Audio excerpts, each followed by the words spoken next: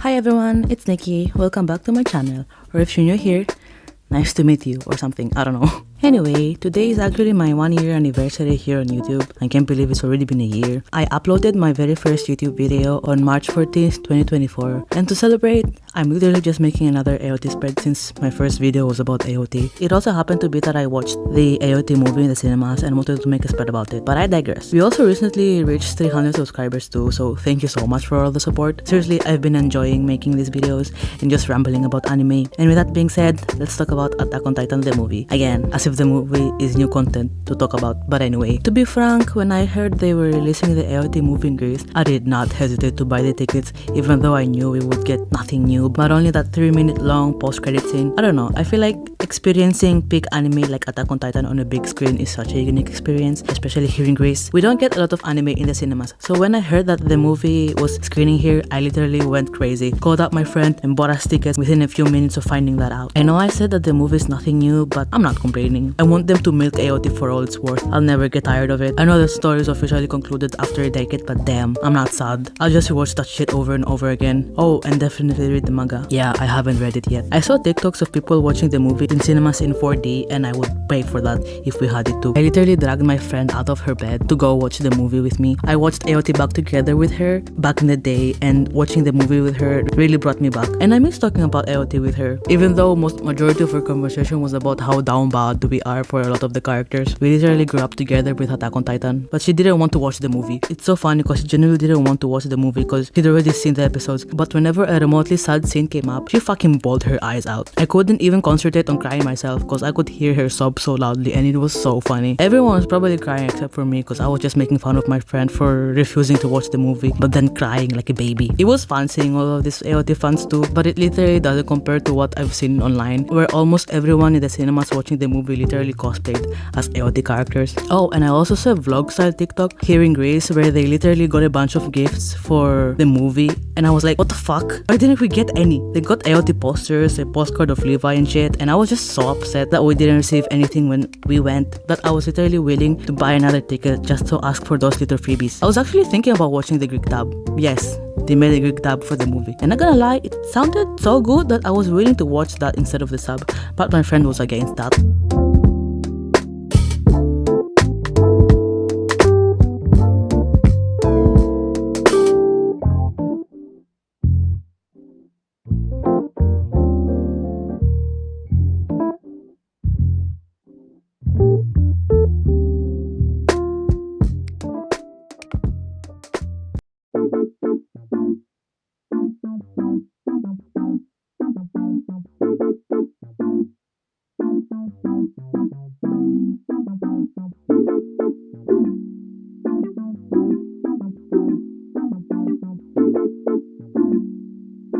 I already talked about everything I wanted to talk about on my first Attack on Titan video about the ending, so I guess we'll talk about the post-credit scene. I was genuinely so excited for that 3-minute long of new content. That's how starved I was of Attack on Titan. And yeah, it was really satisfying. Seeing Marco in the back with his half-eaten face, characters like Gabi and Falco's friends who died too early, Ymir and her kids, made me so happy. And that short scene where Levi was cleaning is probably my favorite. Bro literally used his combat skills from another universe to clean. Mikasa and Armin arguing over whether the ending of the movie they watched was bad or not, and Eren literally just saying that he enjoyed watching it because it was with them, made me cry a little because that's exactly how I felt going to the cinemas with my friend. I probably wouldn't have gone if I were alone. We kept discussing AOT until we got home, and seriously, I love Armin, Mikasa, and Eren's friendship. It's adorable. And yeah, that's it. Attack on Titan is officially over. Again, for real this time.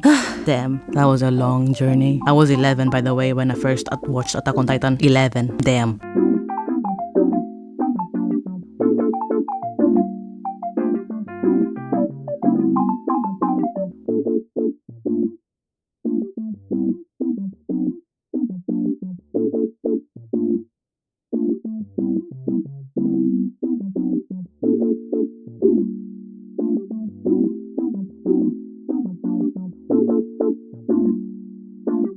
I mentioned in my first AOT video that I didn't really see the chemistry between Eren and Mikasa as a romantic couple. Not because I saw them as siblings, but because I just didn't really see their connection there. But watching the movie kind of convinced me otherwise. I think I need to rewatch Attack on Titan for the 100th time or just read the manga to really get it, because I don't think I'm quite there yet. I still haven't changed my mind on Annie and Armin's relationship. They feel so forced and I still want Armin for myself. But again, it's still cute, so there's not much for me to complain about. Jean and Connie are such underrated characters. I'm just understanding just how much Marco's death affected Jean. He literally chose the scouts instead of the MPs because of Marco. Unlike Eren, who had a huge motivation to eliminate the Titans, Mikasa, who was simply strong, and Armin being smart, Jean just represented any other normal person. He didn't want to go to the scouts because he was quote-unquote a coward, which is why it made him such a great leader too. He knew he was scared and everyone else around him knew, but that was so inspiring for them. He's so complex and nuanced, and I fucking love him for that. He literally beat up Reiner for what he had done to them, especially Marco, but he later saves him because that's just the kind of man he is, and I'm definitely planning on making a spread dedicated to him. And Connie too. I already mentioned this on my first AOT video, but I didn't really give any fuck about Connie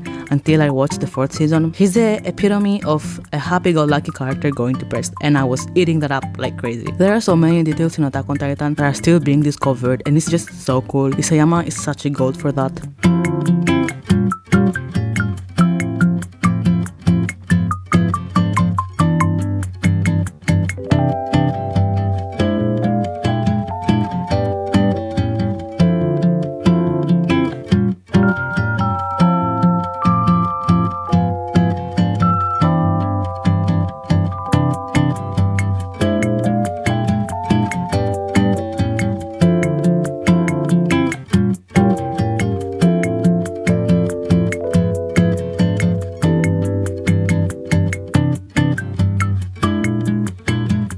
Now, the really important question. How have I managed to live this long after the Attack on Titan ending?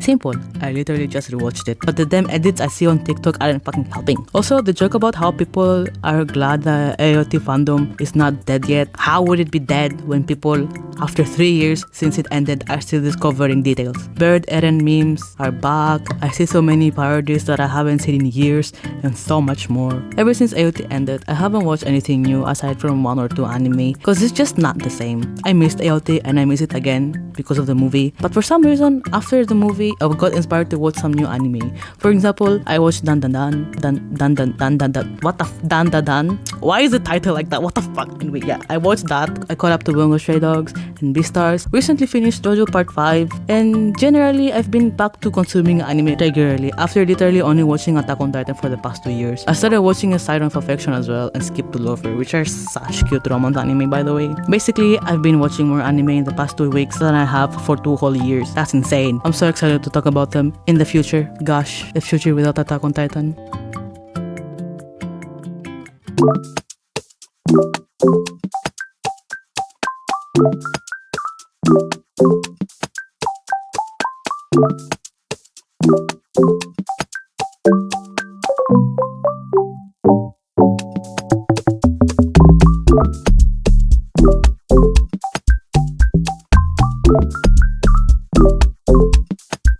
By the way, I made this spread within 4 hours. That is so short. It usually takes me around 6 to 8 hours to complete a spread, but this one didn't take me that long for some reason. I don't know. I just started sticking stuff. I did not plan this at all. I don't believe in the phrase of trust the process, cause bro, while I was making this, I was doubting it so bad, but it turned out pretty good. So yeah, in some cases trust the process, in some others don't. So yeah.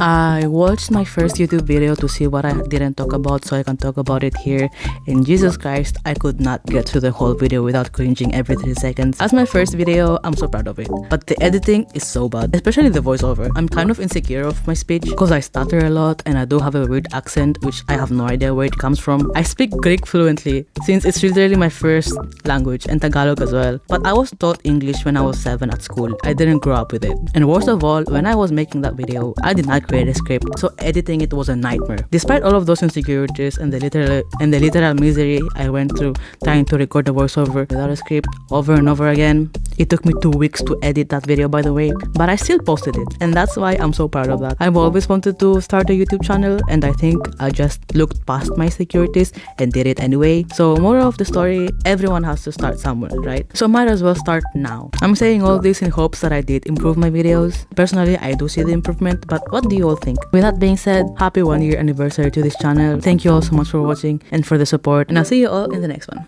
Bye bye.